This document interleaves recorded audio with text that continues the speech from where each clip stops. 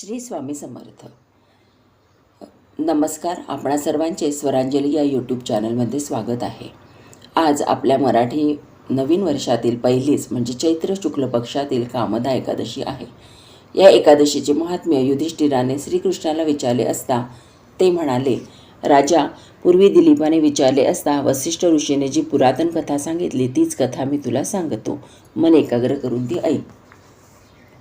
दिलीप राजाने विचारले, हे भगवान, चैत्र महिन्यातील शुक्ल पक्षाच्या एकादशीचे नाव काय आणि तिचे पूजाविधी काय ते आपण कृपा करून मला सांगावे. वसिष्ठ म्हणाले, राजा, चांगले विचारलेस. मी तुला सर्व सांगतो. या एकादशीचे नाव कामदा आहे. ही एकादशी फार पुण्यकारक आहे. सर्व पापरूपी काष्ठांना ती वणव्याच्या अग्नीप्रमाणे जाळून टाकते.